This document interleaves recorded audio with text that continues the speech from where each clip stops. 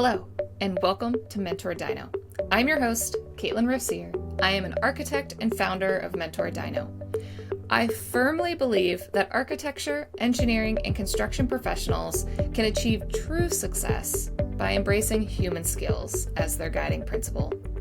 So each week, I interview amazing professionals in and around the AEC industry as a way to share stories, inspiration, and advice for others finding their own unique career path.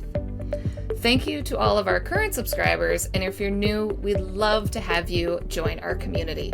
So if you like this episode, please do me a favor and hit subscribe, like, or leave a comment below. It really helps others be able to discover this resource and support them on their own career journey. So let's dive in. I really hope you enjoy this conversation.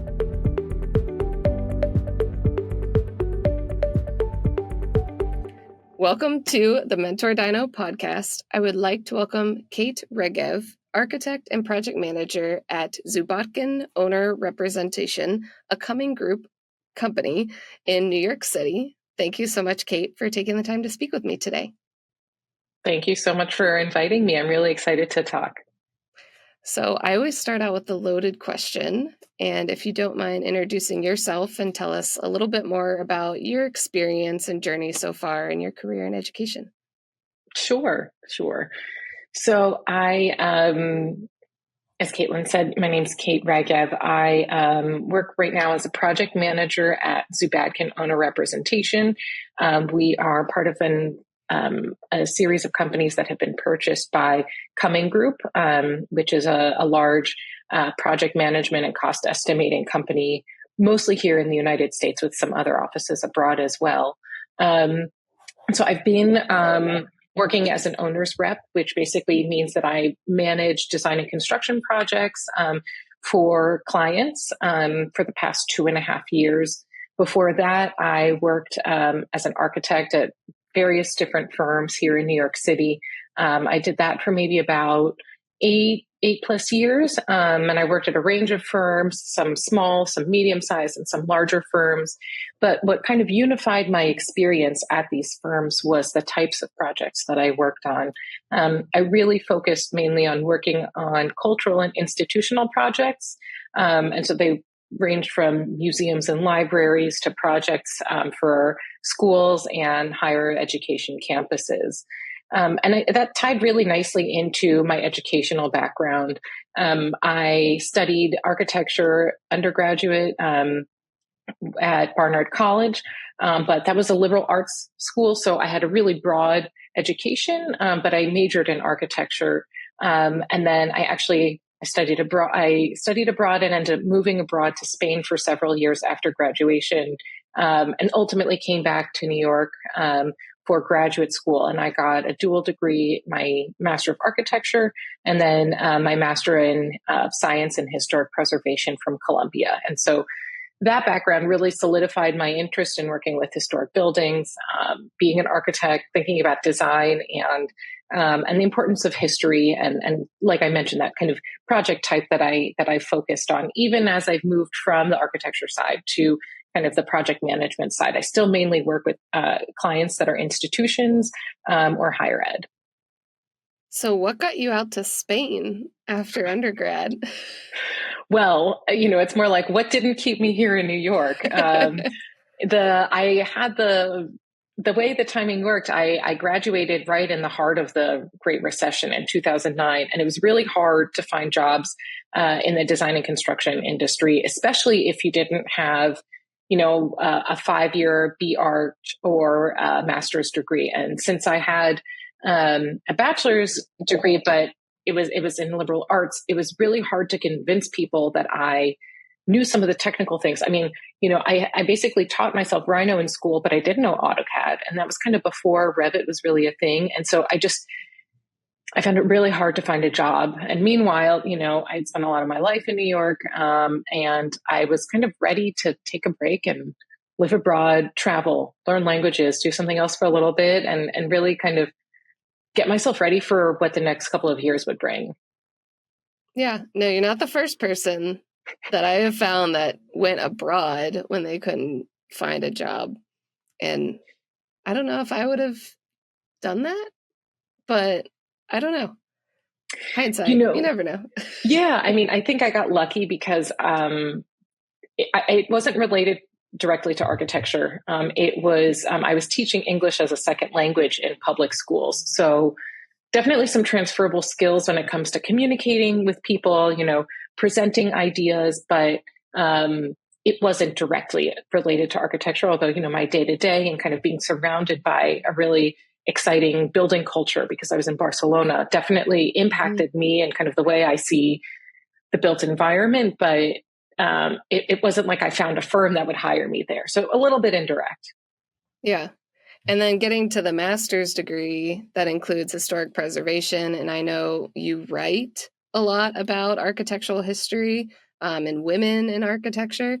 So did that passion for historic preservation come from that Spain adventure, or has that been with you throughout? Yeah, I think, I've always been really interested in history, even since I was a child. And my dad is from Israel. So throughout my childhood, we would go to Israel a lot. And I was just enthralled with the historic buildings there, the history, and particularly the archaeological sites. And I actually, when I started college, I thought I was going to become an archaeologist. A couple of courses in, I realized that I was less interested in kind of figuring out what skull something was, like the different, was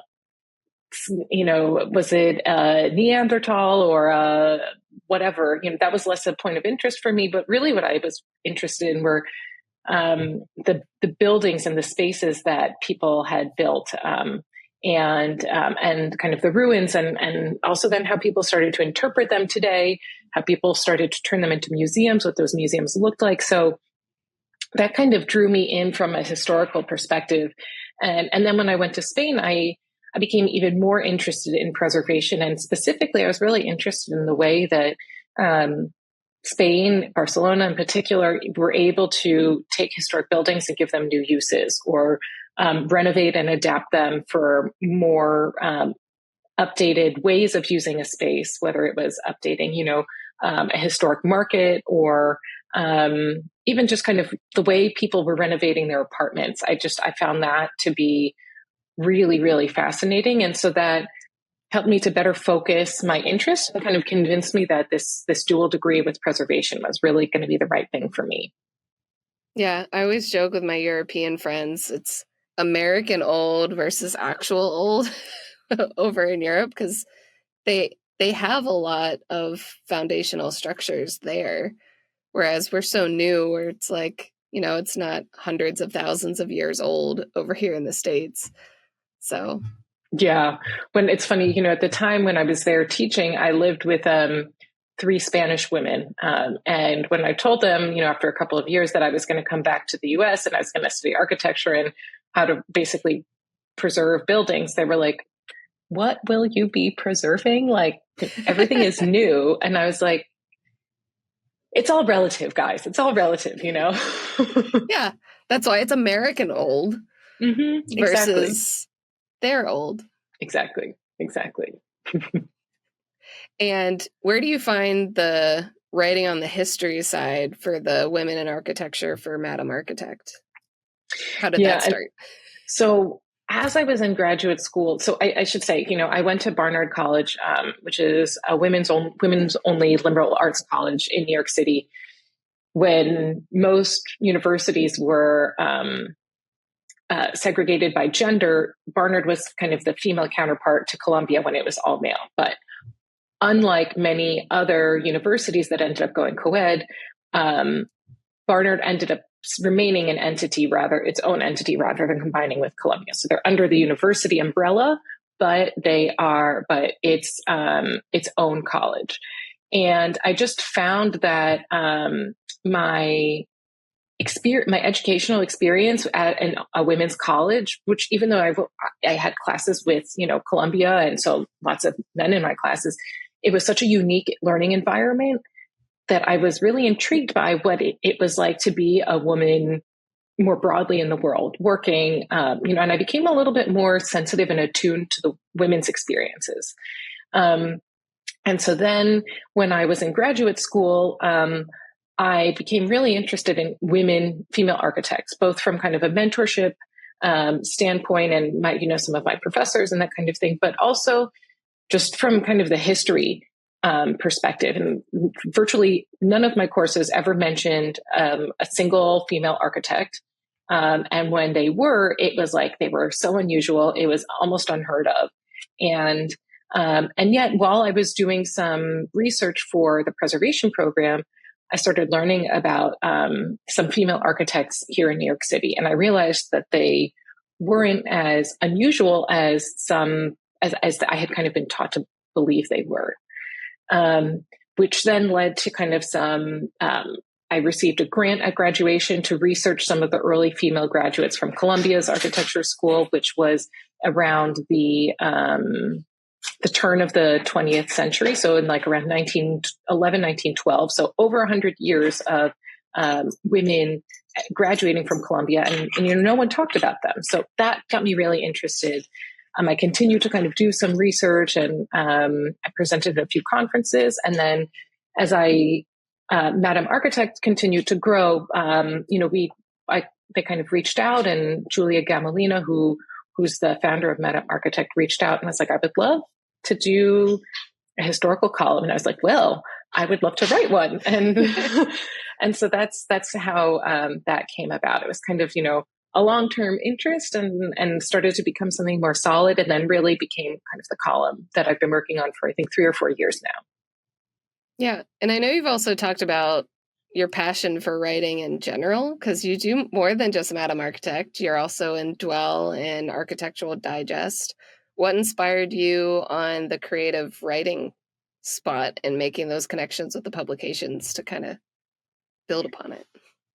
It's funny because when I was in architecture school, I realized how much I liked writing. But when I was in a liberal arts environment, writing papers and essays was really challenging for me. So it's funny, once you're in different environments, how certain things become more fun or enjoyable. And I think what I realized is I like to use my brain in different ways. I loved kind of the creative aspect of architecture, but I also loved kind of the way of talking about design using words, whether that was verbal or written. And so I realized a couple of years after graduation from my master's program at Columbia that I missed writing. I also had a lot of student loans to pay. And so I saw, I followed Dwell, and I saw that they were looking for kind of some freelance writers who had some background in design. I sent them an email, and that was maybe 8, 9, 10 years ago. And it's kind of just continued since then. And it honestly, I can totally understand how people might not be interested in writing about other people's design, but I actually find that it helps me to speak about space and quality and materials better, because I'm so, I mean, at this point, I think I've written hundreds of articles, and it becomes easier to talk about these things in a way for people that people can understand, whether that's clients or other architects. And I find that is just very, I find it's a really helpful skill, to make people understand using words what a space feels or looks like. Yeah. And I think sometimes having a different person write about the design's helpful, because, you get so in the weeds with a project, and you'll just start talking about particular details that you lose track on summarizing an entire design and telling a story. Mm-hmm. So I feel like it'd almost be easier, like if somebody could just almost word vomit to you, hear all the things, and then you can help pull the pieces that tell the story for the project and put it in a way that's helpful for everybody, regardless if they're an architect or if they just like architecture and reading those magazines. Absolutely. I mean, if anyone ever has experience trying to write their about me statement on the top of a resume or for any blurb or anything like that, I mean, it's almost impossible to write about yourself, And similarly for projects that you're really involved in, it's really hard to take that kind of objective perspective and craft a story around it. It's really, I mean, some people can absolutely do that, and people who work in marketing and things like that, I mean, that's their expertise. But architects, I think that's something that's really challenging for everyone, especially architects, because that our language really is drawing. Mm-hmm. And so, yeah, I totally agree. If I had to do that for some of my own projects, I think I know it would be a lot more challenging than doing it for someone else's. Yeah, definitely. I know I have to edit my own podcast episode soon, and I don't know how I'm going to do that because it's a lot easier when I'm just editing somebody else's, even though my face is in all of them. But I'm like, ugh, Yeah, I'm like, just put an own lens on it and just let it be authentic. so Don't try hard, to so edit too hard. much. Yeah. But I know after you had your master's degree, you said you had 8 years of experience in architecture. What were you doing on the architectural side once you were able to find a job? So once I started working, and for me personally, I had a lot of student loans, so I felt like I needed to start working like ASAP. And so I started working at a small firm here in New York, and I was working on a couple of different projects. They were a small firm, and so they worked on everything from a nursery school to a commercial project in Brooklyn, which I spent a bunch of time on. I also worked on design guidelines for a historic community out in New Jersey. And then I also worked on some retail projects. They were kind of the architect of record for some high-end retail companies. And so there were, it's kind of like a range of things that I touched on. But for me, at that point in my career, I felt like I needed to go to a larger firm and just kind of get a better sense of standards. A small firm can be an amazing place to do a lot of things and get a lot of experience, but I felt like I really wanted to have like CAD standards that were uniform across the office, or a place where also I could start to learn Revit. Smaller office for me at that time meant that they weren't ready to use Revit quite yet, and so I wanted to advance certain skills, and I saw that being hard to do at a smaller office. So I moved to a medium-sized firm where I have some great exposure to larger scale projects, and I was able to also see some projects from earlier design phases around SD through construction documents. And some of those projects still were in my wheelhouse. They were either, in some way kind of a part restoration of a historic building or a reconstruction of a building that had previously been on the site. Or in some cases, they were kind of brand new ground up construction, but surrounded by, other existing buildings. And that's very typical in a lot of cities, including in New York. You're working within an existing context. So that's what a lot of my projects at that medium-sized firm, covered. And then I basically got recruited to work at a larger firm that had a really strong specialty and reputation for working on historic projects. And what I did there is I was both kind of an architect, eventually also a project manager, but I had a special focus working on historic buildings and also doing a lot of the research and kind of evaluating of historic properties. They used to have someone who would do that 100% of their time in-house.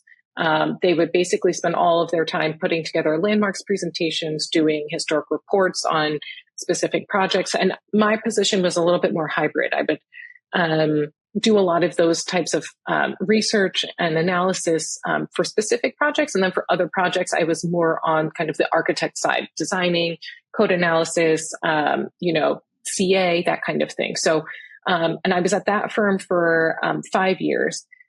And I felt like I had really learned a lot during my time there. Also, I started to move into a leadership position, helping with hiring, presenting at conferences. And then ultimately, I ended up, after 5 years there, like I said, moving over to the client side or the owner's rep side. Yeah. Before we shift over to the owner's rep side, I know I usually recommend young professionals if they can get an internship. I know it was harder to get an internship during the last recession, but I always recommend them trying out different size firms. And you've actually had experience working kind of that small, medium, and large firm. Do you have any advice for someone trying to figure out what size firm they want to work for? Yeah, I mean, I think when I graduated, my priority was finding a job and finding a place where I would learn. And the truth was that I was going to, like most recent graduates, you will learn something no matter where you go. I think that what I realized about working at a smaller firm is it's so small and intimate that if you don't connect with the people you're working with, it can be really challenging. And if you don't feel like there's someone there who's vested in your learning, that can make it really challenging, because otherwise, honestly, sometimes I felt like I was just bothering people with all my questions, you know? Mm-hmm. So I would say for recent grads, finding an environment, and people often find that at smaller firms, you know, that they can get that more personalized attention. I actually felt like I had that more at the medium-sized firm, and to a certain extent at the larger sized firm. But I think that finding an environment where you can see yourself thriving and you can see yourself getting that mentorship is so, so important early on in your career. Yeah, and it's very important because I'm at a large firm now, and it's, you know, you don't interact with the whole large firm. You still have your nucleus team, but, Mm-hmm. you know, even your day-to-day, like, happiness or however we want to call it is based on those relationships within that team. But if you're in a really small office, that's the whole office. So Totally. you don't really have an opportunity to step back if you're clashing with anybody on a particular issue. Yeah. But Yeah. I felt like a medium-sized firm for me, especially at that point in my career, kind of was the best of both worlds. I worked on a smaller team and I found someone who was really willing to help me and talk me through code questions, or what does this mean in terms of, you know, site analysis. But I also then had access to specific people who might have an expertise in certain thing, or, you know, I would say more, stronger standards for design documents and things like that. There were things like that that were just more established because it was a larger firm and there were people that could offer those resources. So I guess, you know, it's kind of like a Goldilocks, you know, too small, too big, just right, can be in the middle. Depends, you it's know, all up to totally the person. depends. Yeah, totally depends. But that was kind of my experience. Yeah. And shifting over to the owner's rep side, what made you decide to make the shift? So, you know, a couple of things, you know, I'd spent about 5 years working at this larger firm, and I really enjoyed working at the firm. I think it's a great place to work. It's a great place to be. Towards the end of COVID, I gave birth to my first child. And for me, that was kind of an eye opener for a couple of things. One was work-life balance. Two was compensation. And then the third was kind of just a larger trajectory of where I saw my career going. By the time I had my daughter, I had moved more into kind of a project management role as opposed to a project designer or architect role. And I had a friend that worked at an owner's rep company, and you know, he talked about the types of projects he worked on, kind of what he was enjoying, and it sounded interesting to me. I could see based on what he was saying that project management was actually much, especially in terms of design and construction, was a much broader field than what I thought was project management from the architecture side. And I felt like there was a lot I had to learn, or I could learn. And it sounded to me like it was a great opportunity to expand my toolkit of what I knew how to do. And look, I'll be honest, you know, living in New York City, having a young family, things get expensive. And so I was also interested in the idea of, you know, leveraging my design and my architecture skills and seeing what I could bring to the table as a client representative, and really just trying to, make a little bit more money and seeing what I could bring and what I could learn. And that's kind of why I took that step. Yeah. And so what's it like project managing on the construction side versus project managing on the architect side? So this is such a good question, because when I was an architect, I basically saw the design process as the entire project. And now that I am on the owner's rep client side of things, I realize that if this is the design process, the project is actually like double or triple the size. You know, we get involved with projects as early as when they're being conceived of, or even before they're being conceived of. And so we help to develop what the project is. We can help develop what the budget is.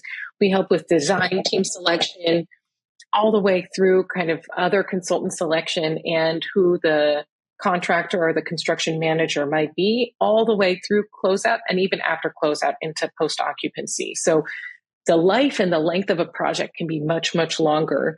And so I think what I had thought was project management is still project management, but on the architecture side, it's definitely just a more niche chunk of what the whole entire life of a project is. And so we're involved with more stakeholders as well, especially, getting client input and making sure that everyone who needs to be part of a meeting is part of the meeting. Then there's also kind of the financial aspect, really understanding what the financial aspect and the implications are from a client's perspective in terms of, for example, for a museum, the budget, our project budget is this. And with that, we're making the assumption that our admissions can cost this, and therefore we can bring in this much money per year. As an architect, I didn't really think too much about that kind of bigger picture, but that's something that I absolutely do now as part of my conversations and my job. Yeah. Do you have any, trying to think of the best way to phrase it. Do you have any struggles with like managing all the different people on the owner side to make sure the right people are in the room when you don't work for them directly? Yeah. And, it's the challenge with any consultant in a way, whether you're an architect or an engineer or an owner's rep. One of the challenges is sometimes you don't know what you don't know. And the client might think, for example, that they don't have a specific type of need based off of where they are right now. But it's sort of our job to push on that a little bit in certain circumstances and to say, are you sure? Do you really need that much space for storage? Is a better solution maybe to find long-term storage that's maybe in a different area that's less expensive? Or is a better solution to get rid of a bunch of the stuff you don't need? Or, I think that one of the things that we try and do is listen to what the client is telling us that they need and dissect it a little bit based on our experience, and push back where we think appropriate, but at the same time, like you said, acknowledging we aren't the client, we're not in-house. So, if we've raised something to them and they say, no, really, this is what we do or don't need, that we listen and we respect that. Yeah. And then how's the project end for you? Does it depend on the project? I know some CMs can stay on for the facility side, and some it stops when the construction stops. So how does that work? Yeah. Like you said, every client is and every project is different. Typically what we see is that, the CM isn't usually involved with kind of the regular maintenance. We might be able to help a client figure out what their post-occupancy needs are in terms of maintenance, commissioning, that kind of thing. We can often recommend people that they might want to go out to. We aren't really involved in the daily operations and ongoing maintenance of buildings. But with that said, I do have clients where we're almost like their in-house capital planning representatives. So some of our clients, it's not that they're doing one huge multi-million-dollar project that they need us for. They might be doing very small infrastructure projects that are maybe only a couple $100,000 a year or something like that. But they want help managing those and figuring out what happens over time. And so that's more of almost a capital plan that we can help them develop and help them bring in the right consultants and contractors to execute over time.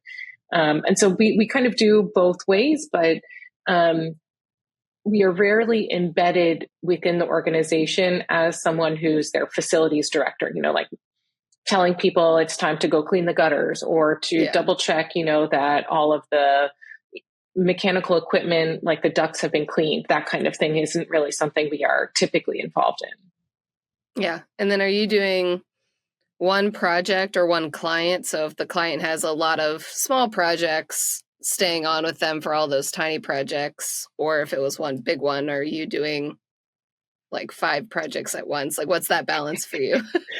Yeah, I think virtually everyone in our office in particular works on multiple projects at once. Even if they're a huge project, it might, I can think of very few circumstances where someone is working on only one or two projects in our office. I think probably other owners reps might do it a little bit differently. And depending on, the way the teams are structured and what the project is, we typically work on somewhere between, 3 to 5 projects at one time. And they probably range too in size and cost and kind of number of consultants that we're coordinating with. So for example, I'm working on 3 projects right now, or 3 clients right now. And one of my clients has multiple smaller projects going on. Yeah, but it's definitely easier to have one construction manager or owner's rep on all of them, so you can at least manage all the moving parts and pieces, since it's going to be one entity, rather than them picking up the phone and having to call 5 people to figure out all these different answers. Yeah, exactly. Do you prefer one way or another, the multiple projects under one client, or? I kind of like both. The tricky thing about small little projects is that you would think that they take less time than bigger projects, but often because they're smaller, they end up requiring just as much time because you're more in the details in a way.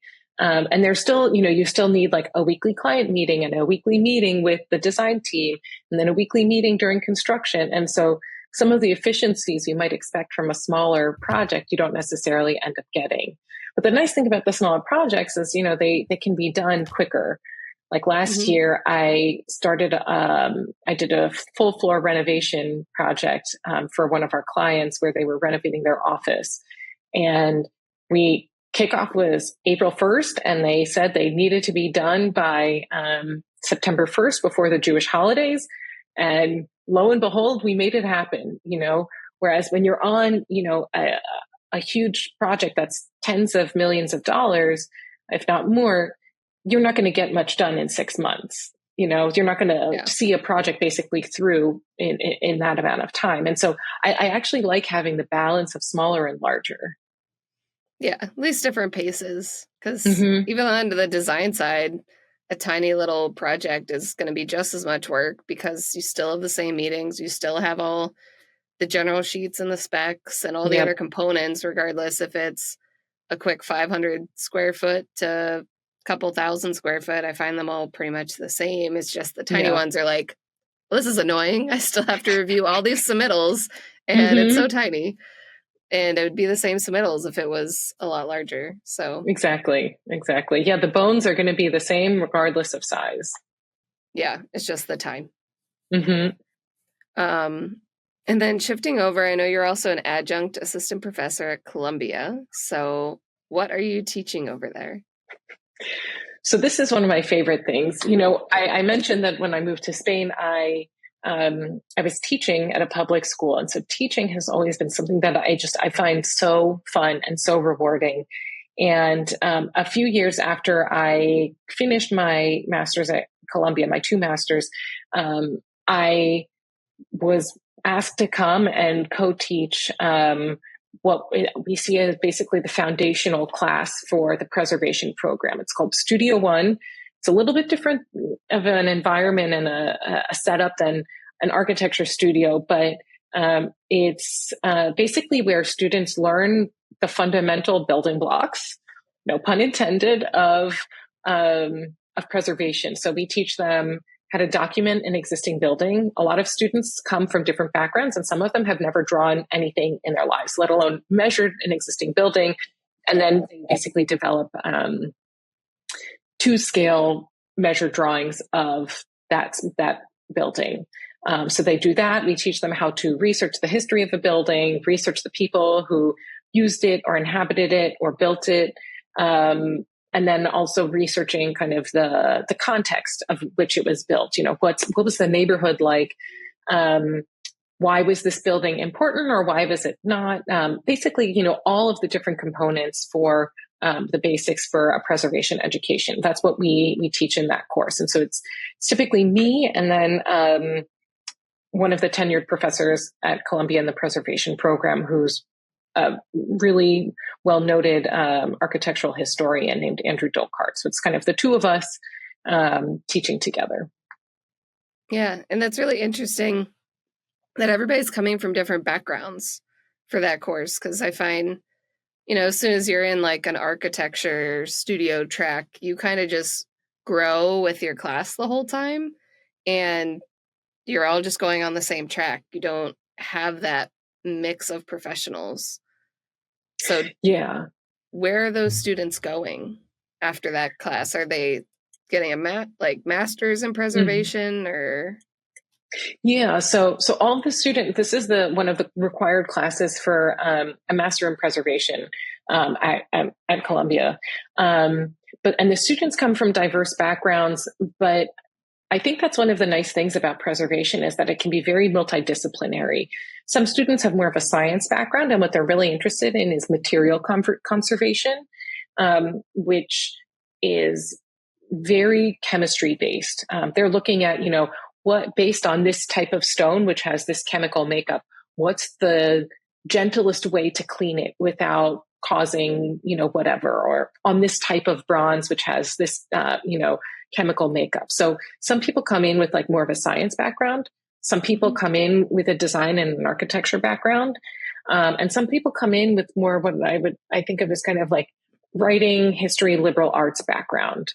And then some people come in from almost like more of a planning and a public policy background. All of those backgrounds, people come into the preservation program with them, and then people actually end up leaving and following similar trajectories, not necessarily from what they came in as, but that range. It can, like I said, it can range from kind of more physics and sciencey, more design oriented, more policy oriented, or more research, history, and writing oriented. So in that sense, I think that's one of the great things about preservation is that it can really be multidisciplinary. And I actually think that's true of architecture, although I do not feel like people are told that while they're in architecture school. I feel like everyone is told, like, you need to be an architect.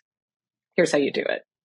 Yeah, I feel like in school it's here's the path, and this is what you Mhm. get to go on. Which is why I love having these conversations, because you get to just see that it is such a vast network, and education and architecture can really influence a lot. I feel like I hate to encourage people to leave architecture more than they are now, but having an architecture lens and being in different professions, I think can help advocate for architects as well, or bring together different mindsets or viewpoints that architects are always, striving to help to be the best for our clients and help with change, because change is always scary. So a lot like you having an architecture background, being an owner's rep, you can advocate for things ahead of time that we're going to bring up, and so or work a little bit more hand in hand. So Yeah. I think it's great. I mean, I so agree. And I think, one of the interesting things about where I went to get my master's is that I don't know if the statistic is 50%, but a large portion of the first year class in the Master of Architecture program typically does not have an architecture background. A lot of people have maybe art history or maybe planning, or sometimes it's something totally unrelated, but they've become interested in architecture. They want to become an architect, and so they, in a way, I felt like people came into the Master of Architecture program with a broad range of backgrounds, but we all were kind of, like you said, funneled to this one path. And I found it pretty scary when I started to leave that traditional path. But I still find that the strengths that I bring and the things that I'm passionate about are, good design and making a successful project for a client are still very much aligned with what I was doing when I was still working as a practicing architect. Yeah, and you're still part of the process, but now you're almost even more extended, talking Mm-hmm.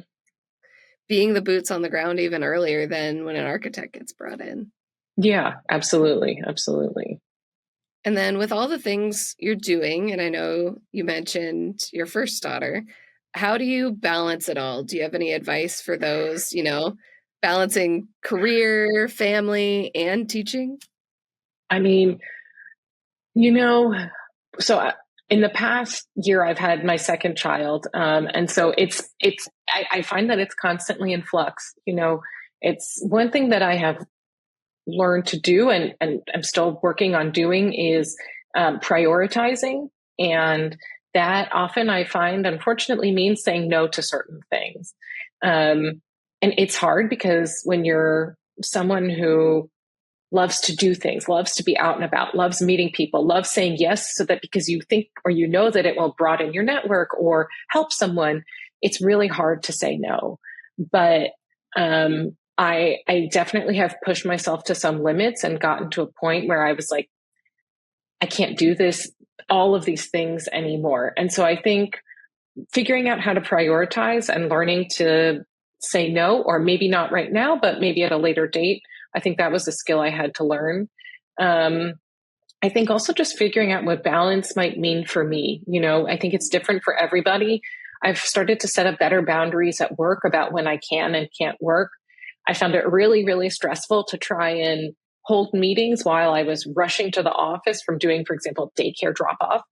Like that me being stressed on a call that I'm supposed to be leading isn't good for anybody. So I'm trying to set up some clearer boundaries. And look, I'm just trying to kind of take it day by day, and things are constantly in flux. As your kids are younger, your way life is a certain way, and I understood because my kids aren't older yet, but I understand that as they get older, certain things get easier and certain things get harder. And I guess I don't want to say it's a design problem, but I think that there are ways that you can kind of adapt your day or your mentality to suit where you are. And so that constant work in progress, but that's kind of where I am. Yeah. No, it's always just about figuring out where you are in life and what you need in the moment, because it'll change. Even you shifting over to the construction management side, it's okay, where am I now, and reprioritizing. And maybe those priorities change in 5 years from now. Who knows? And you can't really predict it sometimes. You just have to roll the punches. Totally. And, like my priorities when I was just out of school were very different from what my priorities were a few years down the line, when I really had kind of a different take on where I wanted my career to go. And so, like you said, it's constant kind of reevaluating and adjusting as needed. Yeah. And so what's the growth on the owner's rep side? Is there different levels that you're trying to achieve over there? Yeah, I mean, I think that there's different levels. It's funny, the way that they structure things is a bit different from architecture, and they follow more of like a construction management terminology. So there's kind of assistant project manager, and then project manager, and then there's senior project manager, and then there's VP, and principal, and then I think we have senior principal. That's kind of the pyramid that we have. And when I was in architecture, it was closer to more junior architects, and then maybe once the leadership was like associate, senior associate, that kind of thing. But so I think there's moving up that ladder. But I think for me personally, there's also some other things that aren't aligned to title, but more about types of projects I want to work on, or roles that I want to have in projects. And so, I'm trying to also, just in the way I'm trying to shift the way I think about my priorities, I'm also trying to be less focused on titles and more about kind of the types of things that I want to be doing and what I want my day-to-day to look like. Spoken like a true architect. Because it's not always sometimes the firm you're at, but it's the projects. I know I'm on the hiring side, and sometimes people are just more excited about a particular project that they want to work on. Or I always try to keep an eye on projects coming in. If I start seeing my schedule lighten and projects close out, it's like, okay, what's that next project I want to be on that I can be excited about and drive me to work and bring that passion out of me? Exactly.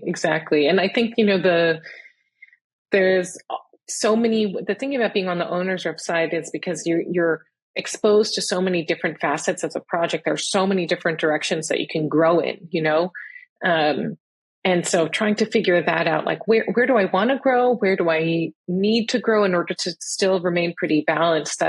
that's also something that I'm kind of working through. Yeah. And I always like closing my podcast with this final question. And do you have any advice for young professionals just starting their career? I mean, I know we've hit a lot. Yeah. I mean, I have a lot of advice, but I think, one of the primary things that I wish I had done more, and I still have to remind myself to do, is basically to seek advice from people and also to advocate for yourself. I think this is in particular important for women. I think it applies to everyone, but I had always thought if I'm doing great work, people are going to see it, they're going to recognize it. I'm going to get complimented on it. I'm going to get that promotion. I'm going to get that raise. It turns out that in certain situations, to a certain extent, the squeaky wheel gets the attention. Like you need to be your own best advocate.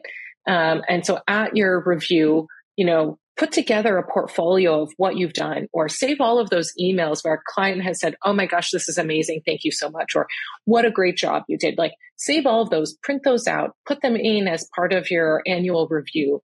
Toot your own horn, because no one else is really going to do that for you unless you happen to find some incredible mentor in your organization who's really pushing for you. I think the other thing too is just, aside from advocating for yourself, is seeking people who can be that mentor to you and asking them questions. And if you're thinking about moving to a small firm, talk to people who are at small firms and get their advice. If you're thinking about moving to the owner side of things, reach out to people. That's what I did, just to make sure that I was not going crazy and that I was maybe making a choice that would be aligned with kind of my vision for my career and my goals. I think that those two, advocating and outreach, those are really such important things that I wish I did earlier on in my career. Yeah, that's why I wish I did more networking earlier. I feel like just since I started mentorDINO, I have such a bigger network now that if I've got a question or somebody I coach has a question, I have a handful of people that I can reach out to and be like, "Hey, this person pivoted over here. This person's at a small firm. Here's a medium firm. Hey, they started their own firm." That's a whole nother set of challenges. Oh my gosh, yeah. But definitely having somebody to talk to, or if you're afraid to talk to people in your firm, if you're afraid to pivot, then sometimes having those connections outside the office, that you don't have that fear of being judged if you stay and be a tattletale on you. Or sometimes you wish you could talk to a principal in the office, but I know I've had firm leaders that hold grudges and I have other ones that haven't. So it's okay. I don't want that person to find out at all that I'm talking to these people over here, because they're going to then put me on the bad projects. And if there's layoffs, I'll get put on a list. Like, people take things really personally in architecture. Yeah. But also everybody's so happy to help. Yeah. And reach out. Like, I know even the podcast, reaching out to people to just talk to me for an hour and just have a chat. Everybody's been fantastic on just, sure, let's have a conversation. Let's talk about it. So you can reach out to anybody. I so agree. I think I always felt like I was bothering people when I started asking for advice. And I was like, gosh, they're going to think I'm so annoying. And then people started coming to me for advice. Like once I, had started to build up my career, and I was like, oh, it feels so good to give back. And I was like, wait, of course it does. Like, you know what I mean? I was like, why did I get so nervous about asking other people to help me with something, or for a piece of advice, or could you take a look at my resume? I forgot, or somehow I was so self-conscious about asking for something that I hadn't thought about what it would feel like on the other side, and how it's a compliment. It's like, oh my gosh, I respect you in your career. I'm so interested in how you did X, Y, and Z, and how you ended up at this like large firm, for example. I'd love to hear your perspective. It's a compliment, and I had forgotten, I hadn't realized what it would feel like in that sense. Yeah. If anybody has any additional questions, what's the best way to get a hold of you? I'd love talking to people. I would love to hear if anyone has any questions or wants to touch base about anything that we've talked about, or more. I think the best way, you can find me on LinkedIn. Like Caitlin said, my name is Kate Reggev, Reggev. You can also send me an email. It's my first name dot my last name at gmail.com. Or if you search for me, you'll probably also find my Instagram, and happy to connect there too. So if you Google me, I'm sure you will find me and be able to connect. Yep. And I'll leave some of those resources down below, so it makes it a little bit easier in case anybody has any questions. Great. But thank you so much, Kate, again, for taking the time to speak with me. I know I learned a lot about the owner rep side. So it was so fun. It really was so great. And I love what you're doing. I think architects really need more mentorship. They need more guidance. And I think that it's really great what you're doing. Thank you. I hope you enjoyed our discussion today. Learn some advice to take with you and see how our industry is all tied together to create the world around us. Check out the description below for any links or resources we discussed. If you liked the episode, please do me a favor and hit the subscribe button. Give me a thumbs up and leave a comment below. It really helps others be able to discover this resource and support finding that career path that best works for them. If you know someone that has inspired your own career that you'd like me to interview, let me know in the comments below, or you can reach out to me via my website or LinkedIn. I'd be happy to share their story or your own. Thank you again, and I cannot wait for the next career story I get to share with you next week.